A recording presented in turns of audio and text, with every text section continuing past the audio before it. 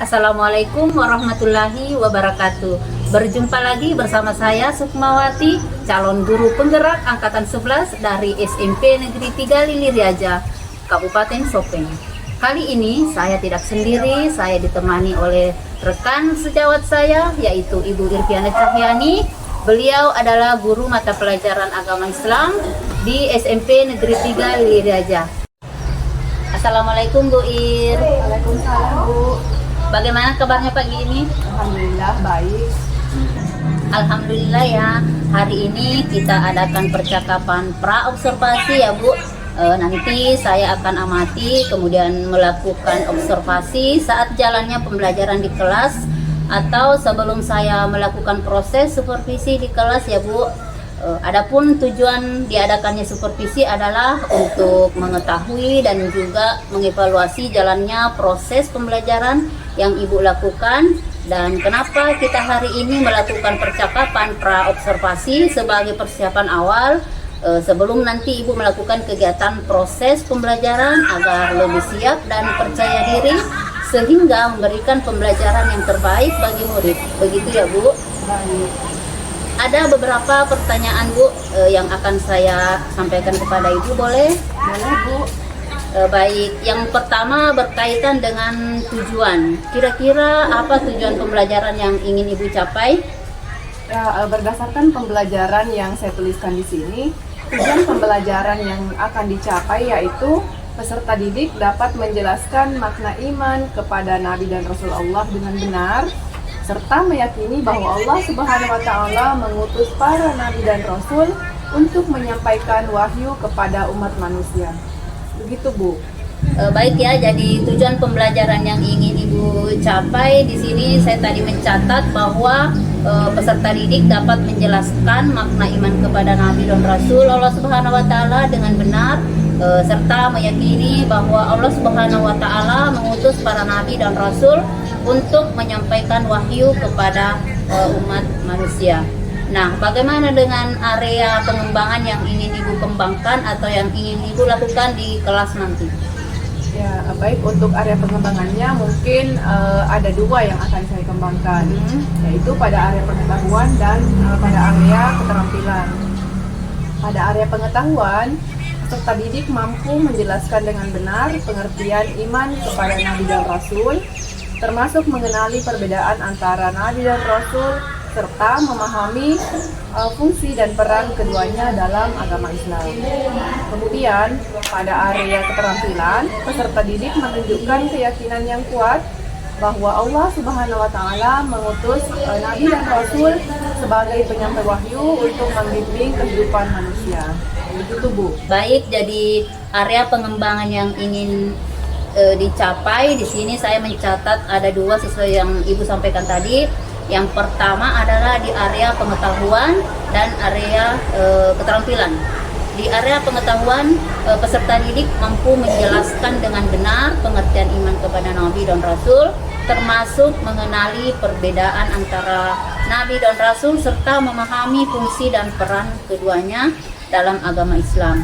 Kemudian di pengembangan di area keterampilan, peserta didik menunjukkan keyakinan yang kuat bahwa Allah Subhanahu wa Ta'ala mengutus Nabi dan Rasul sebagai penyampai wahyu untuk membimbing kehidupan manusia.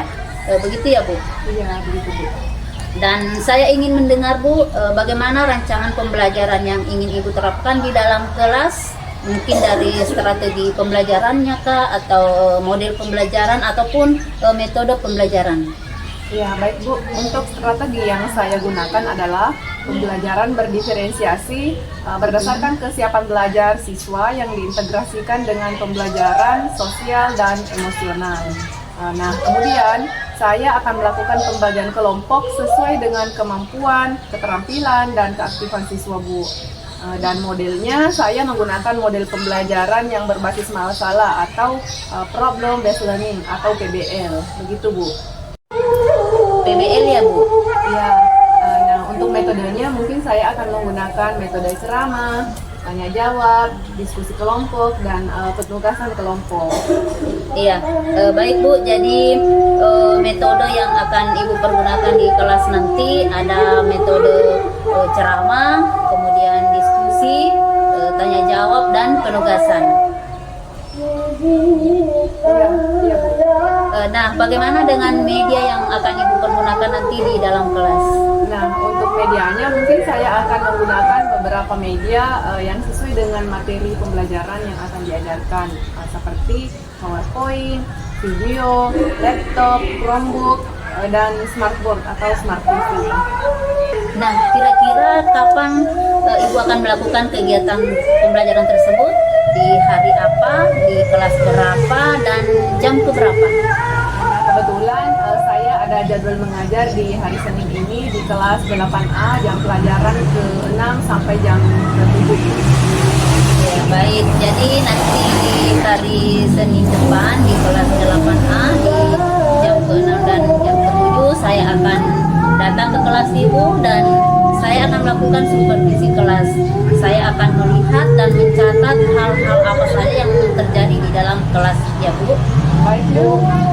Nah, nanti setelah Ibu melakukan pembelajaran di dalam kelas, kita akan mengadakan percakapan terakhir ya Bu, yaitu percakapan pasca observasi yang nanti akan didampingi oleh pengajar praktik.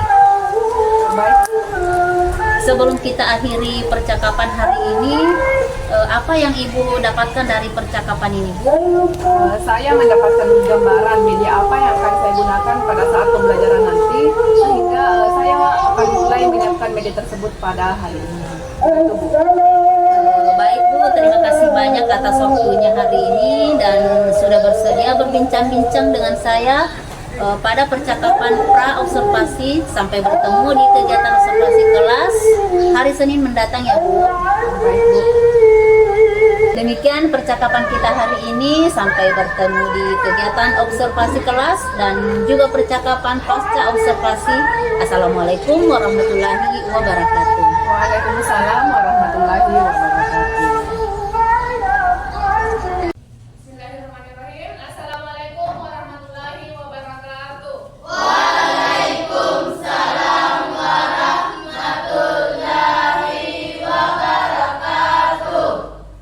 Sebelum memulai pelajaran, ketua kelas silakan disiapkan. Siap.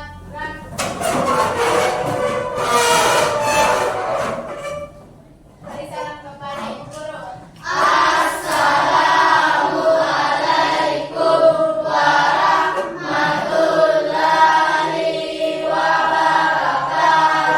Waalaikumsalam warahmatullahi wabarakatuh.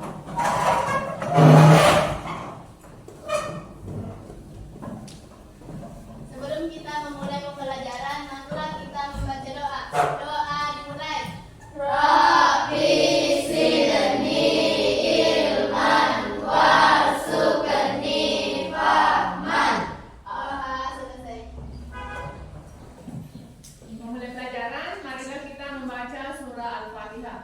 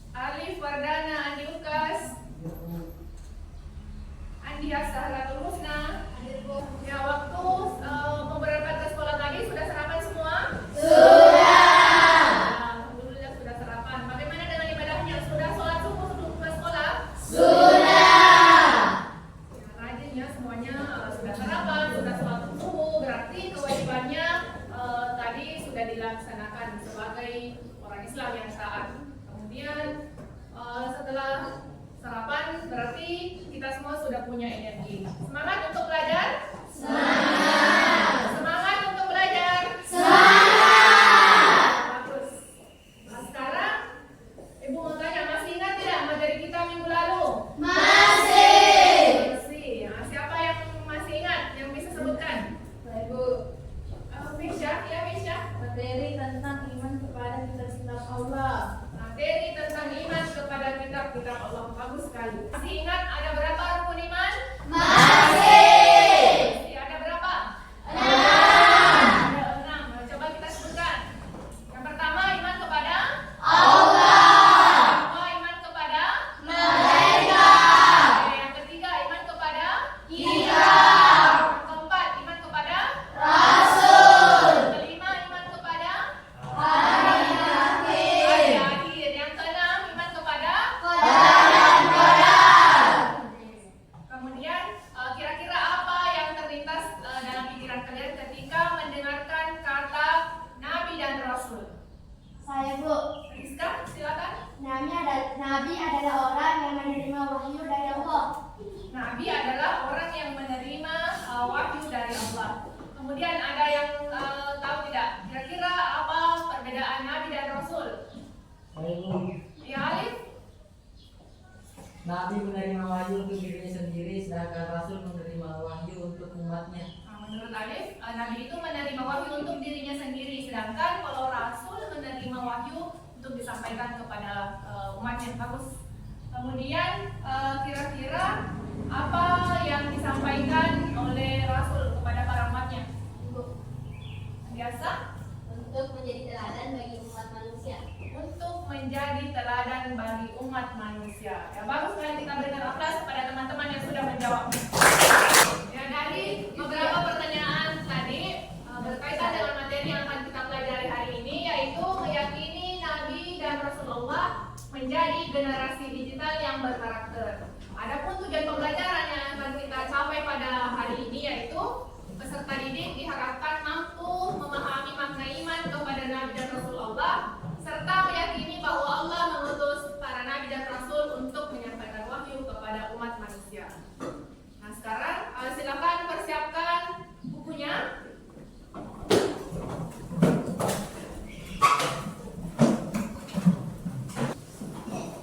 Bagaimana bukunya? Sudah siap? Sudah? Ya, kemudian posisi duduknya perhatikan ya. Posisi duduknya yang senyaman mungkin. Sudah siap belajar? Sudah siap belajar? Ya, sekarang mari kita masuk ke materi hari ini. Meyakini Nabi dan Rasulullah menjadi generasi digital yang berkarakter.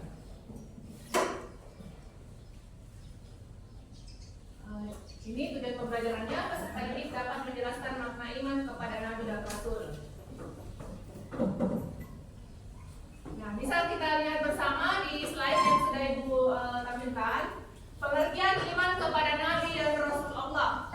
Iman secara bahasa berarti pengakuan atau al-iqrar yang melahirkan sikap menerima atau al-qabul dan tunduk atau al-isyan. Sedangkan secara istilah, iman berarti membenarkan dengan hati, mengikrarkan dengan lisan, dan membuktikan dengan perbuatan.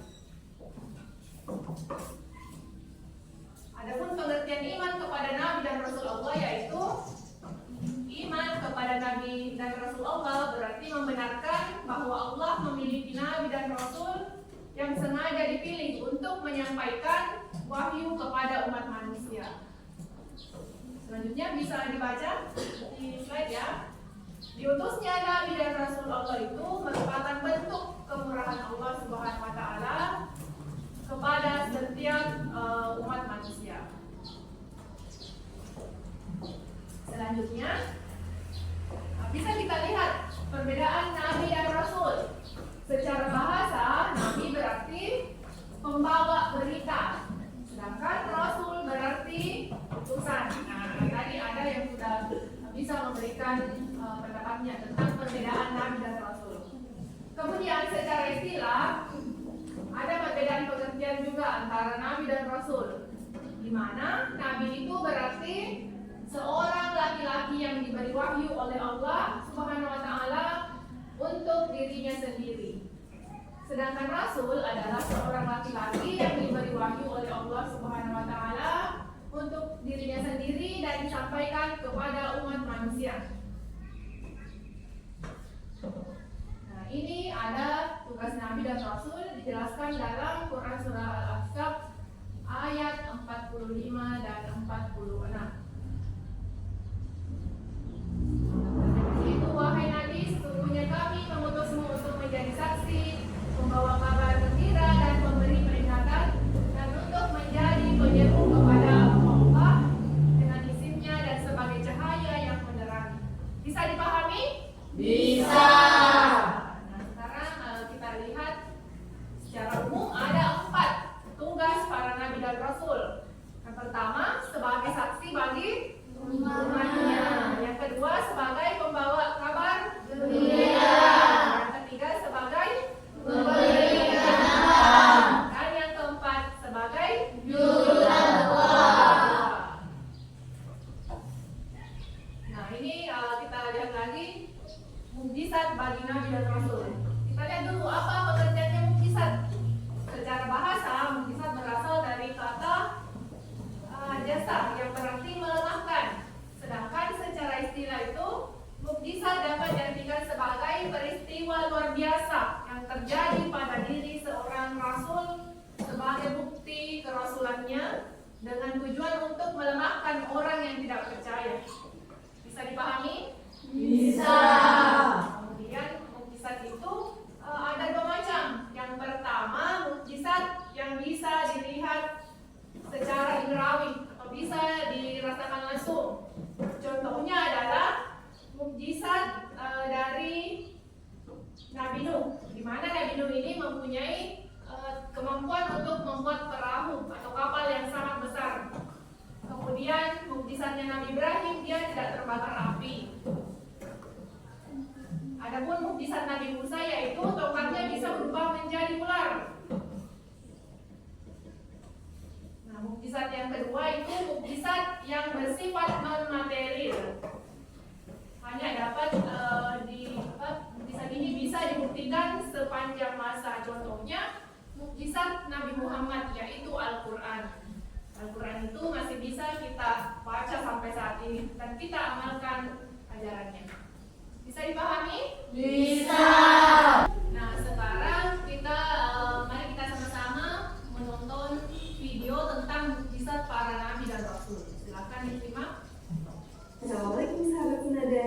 Seperti yang kita ketahui, salah satu dalam beriman adalah beriman kepada Nabi dan Rasul. Nabi dan Rasul itu banyak banget jumlahnya, tapi yang wajib kita imani hanya 25. Dan berikut nama-nama Nabi dan Rasul beserta mukjizat yang dimilikinya. Nabi Adam.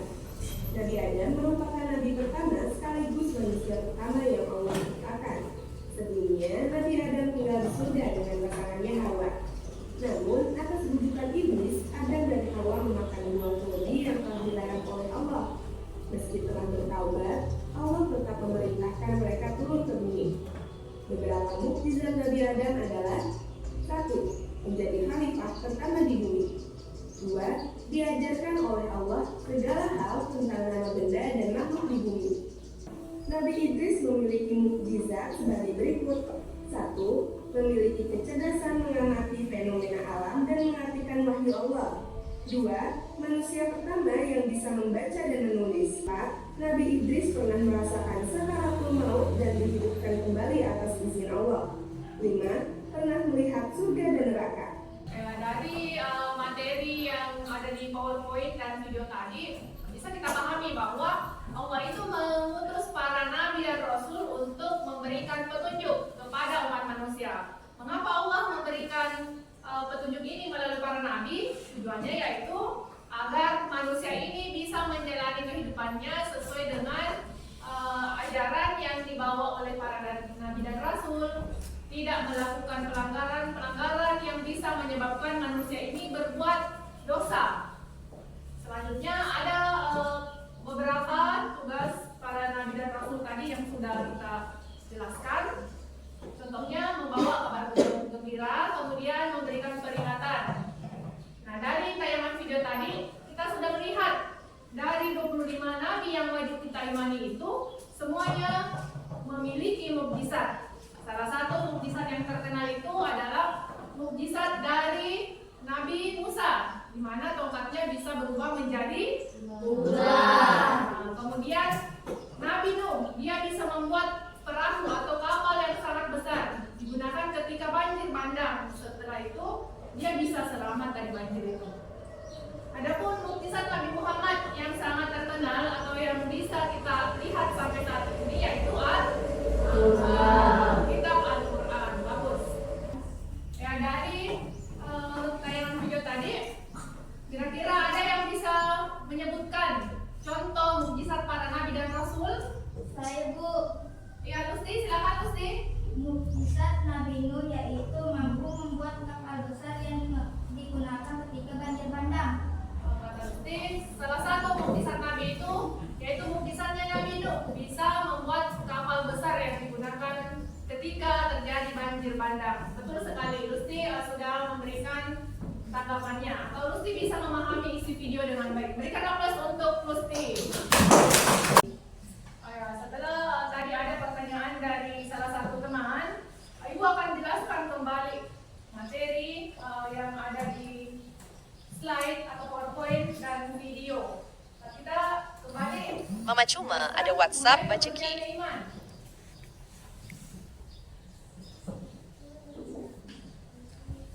Tadi sudah dijelaskan bahwa iman itu berarti percaya. Kemudian meyakini.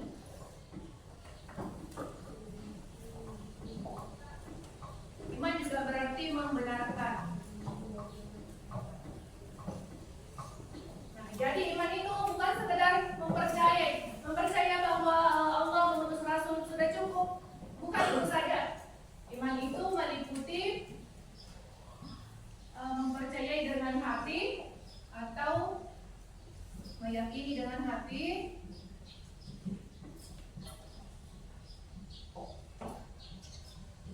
kemudian membenarkan dengan ucapan.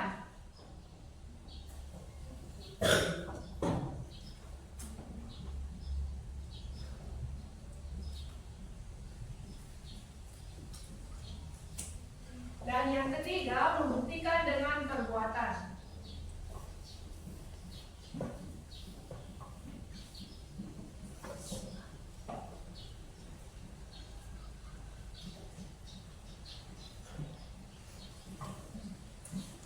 Jadi, dari definisi iman ini, ada 3 yang harus kita lakukan.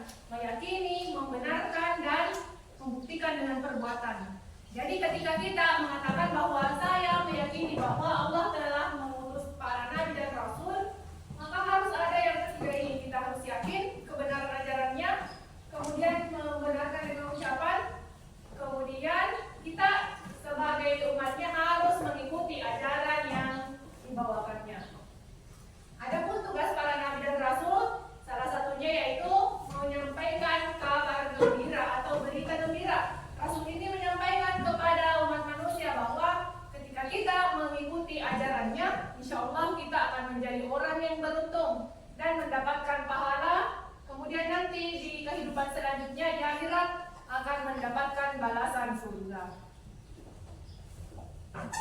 Kemudian yang ketiga, contoh mukjizat.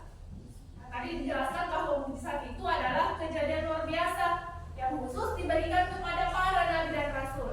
Contohnya mukjizat Nabi Ibrahim. Nabi Ibrahim itu tidak terbakar oleh api. Pernah dengar kisahnya atau pernah baca? Pernah. Nabi Ibrahim tidak terbakar oleh api. Kemudian Nabi Musa, mukjizatnya dia bisa membelah lautan dengan menggunakan tongkatnya. Ketika kita berpikir logis atau ketika kita pikirkan, sepertinya tidak masuk akal. Mana mungkin seorang manusia biasa bisa membelah lautan yang airnya sangat banyak. Tetapi karena dia diberikan mukjizat atau kejadian luar biasa oleh Allah, maka dia dengan sekali menepukkan tongkatnya ke lautan itu, akhirnya air lautan bisa terbelah sehingga muncul jalan. Tiba-tiba muncul jalan. Akhirnya Tentunya ia dengan pasukannya bisa melewati longgang itu dan selamat. Bisa dipahami? Bisa. Nah, sekarang silakan mencari informasi atau cari artikel ataupun bacaan dari internet. Boleh pakai HP bagi yang bawa HP atau tablet. Kalau ada yang bawa tablet, boleh pakai Chromebook juga. Silakan mencari informasi seputar materi kita hari ini. Mulai dari pengertian iman kepada Nabi dan Rasul, tugas-tugasnya dan mukjizatnya. Silakan bekerja dari sekarang.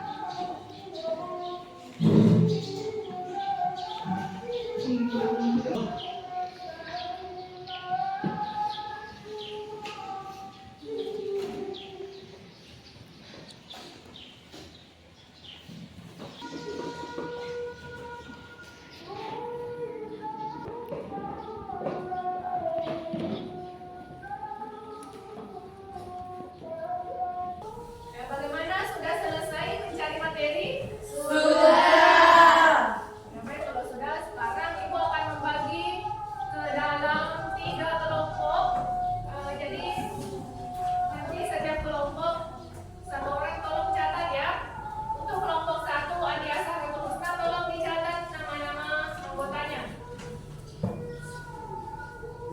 Adi Asharotul Husna berkelompok dengan Egil, Lusti, Fahril, Nur Alia, dan Rinaldi. Bagaimana? Sudah dicatat semua anggota kelompoknya? Sekarang silakan bergabung dengan teman kelompoknya masing-masing bentuk posisi berkelompok. Mejanya digabung. Silakan bekerja dari sekarang.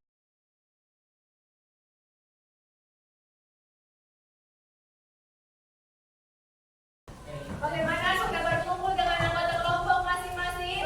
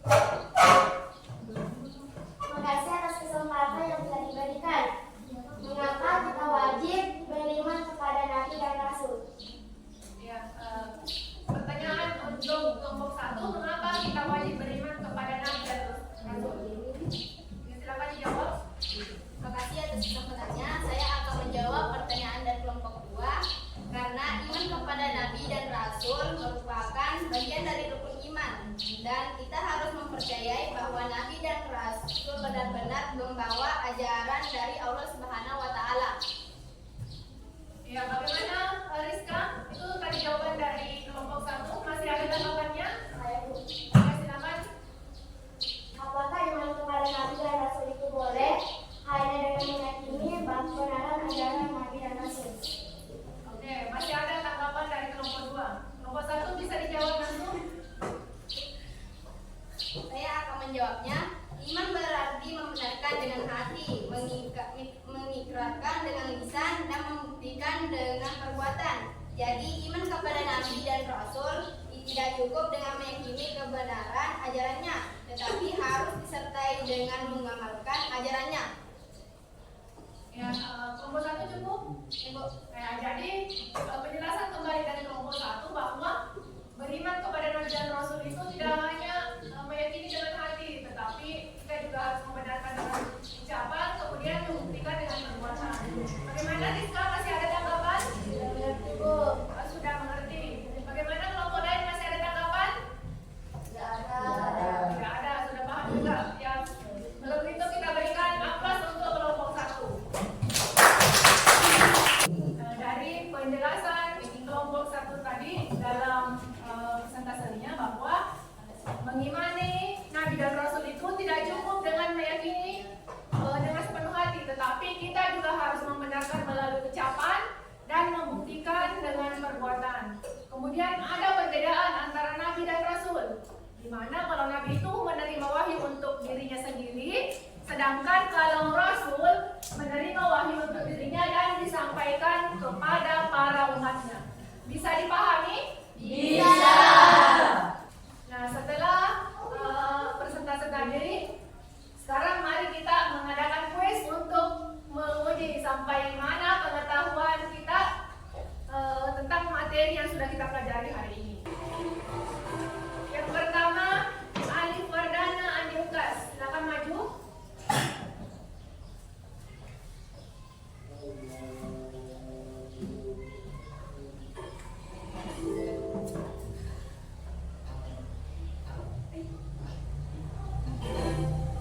Ya betul, silakan duduk Alif.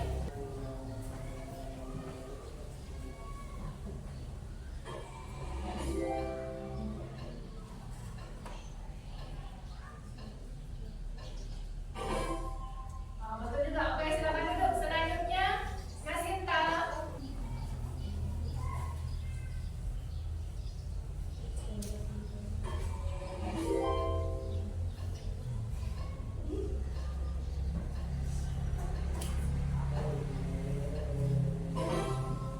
Yasinta, jawabannya benar. Silakan duduk.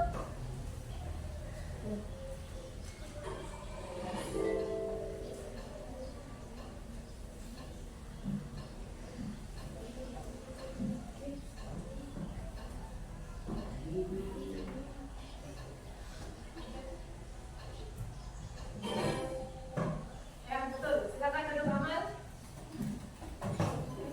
Nah, dari materi yang sudah kita pelajari hari ini, ada yang bisa berikan kesimpulan?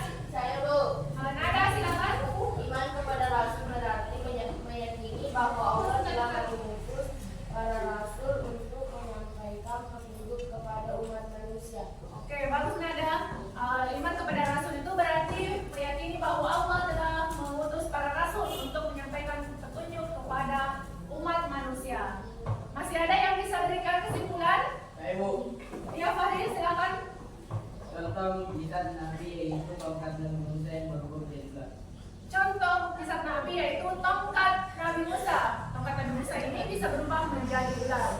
Ya, jadi betul ya apa yang disampaikan oleh teman-teman kalian bahwa meyakini Nabi dan Rasul itu bahwa mereka diutus oleh Allah untuk menyampaikan petunjuk kepada umat manusia. Adapun contoh mukjizatnya seperti Nabi Musa, dia memiliki tongkat sakti yang bisa berubah menjadi ular.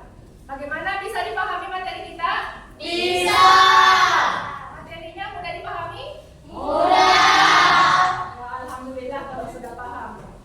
Untuk pertemuan selanjutnya masih kita pelajari tentang iman kepada Nabi dan Rasul, khususnya pada bagian meneladani sifat Nabi dan Rasul. Jadi Jadi sampai di sini pertemuan kita. Semoga materi yang kita pelajari pada hari ini bermanfaat. Kita amalkan ajaran Nabi dan Rasul, dan untuk kelas bisa disiapkan. Mengakhiri pembelajaran hari ini, marilah kita membaca doa. Doa dimulai.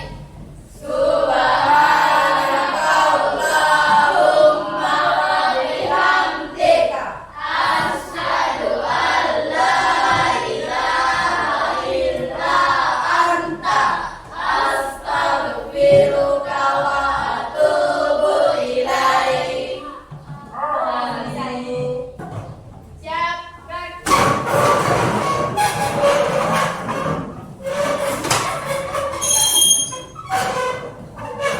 Mengucapkan terima kasih kepada Ibu Guru. Terima kasih, Guru. Ya, sampai di sini pertemuan kita hari ini. Silakan pulang hati-hati di jalan. Dan Assalamualaikum warahmatullahi wabarakatuh. Berjumpa kembali dalam percakapan pasca observasi bersama saya Sukmawati, calon guru penggerak angkatan 11 dari SMP Negeri 3 Nilidaja, Kabupaten Sopeng. Saya masih ditemani oleh Ibu Gan Cahyani sebagai guru yang telah diobservasi pada kegiatan supervisi akademik, dan saya pun ditemani oleh Ibu Suprihati Nur sebagai pengajar praktik pada pendidikan guru penggerak angkatan 11. Assalamualaikum Ibu. Waalaikumsalam, Bu. Baik, percakapan pasca observasi ini saya akan memberikan pertanyaan-pertanyaan kepada Ibu terkait dengan jalannya proses observasi kelas yang telah Ibu lakukan dengan tujuan untuk mengevaluasi sejauh mana proses pembelajaran yang telah Ibu lakukan. Untuk yang pertanyaan yang pertama, bagaimana perasaan Ibu terkait dengan jalannya kegiatan observasi kelas yang sudah berlangsung Ibu? Ya, karena tidak terbiasa, awalnya saya merasa tegang, tapi alhamdulillah bisa berjalan dengan baik. Alhamdulillah ya Bu, sudah berjalan dengan baik. Bisa diceritakan kembali Ibu di area mana pengembangan apa yang Ibu lakukan di dalam kelas, kemudian langkah-langkah atau tahapan-tahapan pembelajaran apa yang Ibu sudah lakukan di dalam kelas? Ya, baik. Mungkin kalau tahapannya tentunya saya membuat perangkat pembelajaran. Kemudian untuk area pengembangannya ada dua, untuk area pengetahuan yang pertama, kemudian yang kedua area pengembangan itu pada area keterampilan. Nah, untuk area pengetahuan, peserta didik mampu menjelaskan dengan benar pengertian iman kepada Nabi dan Rasul, termasuk mengenai perbedaan antara Nabi dan Rasul, serta memahami fungsi dan peran keduanya dalam agama Islam.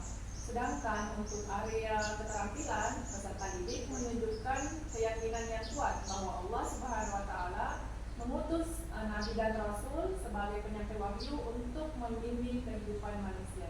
Seperti itu, Bu. Ya, baik. Jadi area pengembangannya berkaitan dengan pengetahuan dan keterampilan.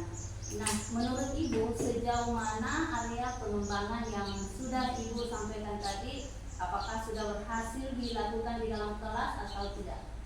Menurut saya sejauh ini sudah berjalan dengan baik. Namun memang masih ada kekurangan dalam pelaksanaannya, Bu. Baik, jadi sudah berjalan dengan baik, namun masih ada kekurangannya.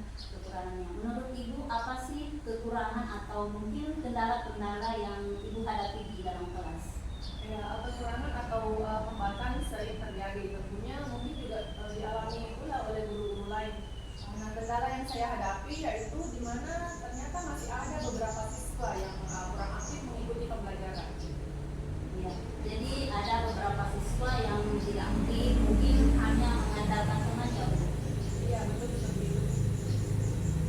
Kira-kira mengapa hal itu bisa terjadi Bu? Mengapa mereka kurang aktif dalam proses pembelajaran, misalnya dalam berdiskusi? Mungkin karena dalam pembagian kelompoknya dengan jumlah siswa yang terlalu banyak setiap kelompoknya. Saya juga akan menggunakan beberapa metode yang sesuai dengan minat para peserta didik. Misalnya ada yang kita sesuaikan dengan gaya belajarnya, sesuai dengan gaya belajar visual, auditori dan kinestetik, sehingga para peserta didik itu nantinya akan merasa nyaman ketika mengikuti kegiatan pembelajaran. Ya, baik, jadi itu rencana ke depan Bu ya. Pada saat proses pembelajaran nanti akan disesuaikan dengan gaya belajar mereka, sehingga mereka belajar dengan merasa nyaman. Mudah-mudahan apa yang Ibu rencanakan dapat terrealisasikan dan memberikan proses pembelajaran yang lebih baik lagi dan berdampak positif terhadap perkembangan pembelajaran anak. Saya tunggu cerita-cerita Ibu nanti apakah bisa direalisasikan atau tidak. Kira-kira kapan Ibu akan melakukan perubahan dengan rencana yang Ibu sampaikan tadi? Mungkin untuk waktunya, waktu yang tepatnya saya belum bisa pastikan, tetapi akan saya laksanakan dalam waktu dekat-dekat ini. Baik Bu, terima kasih banyak Bu atas jawaban-jawabannya. Mudah-mudahan apa yang Ibu rencanakan secepatnya direalisasikan. Ya, sama-sama Bu. Baik, akhirnya rangkaian kegiatan supervisi akademik sudah selesai, mulai dari percakapan pra-observasi, percakapan observasi di kelas, dan percakapan pasca observasi. Saya mengucapkan terima kasih banyak kepada Ibu Suprihati Nur selaku pengajar praktik dan Ibu Irviana Syahriani. Saya akhiri dengan ucapan Assalamualaikum warahmatullahi wabarakatuh. Waalaikumsalam warahmatullahi wabarakatuh.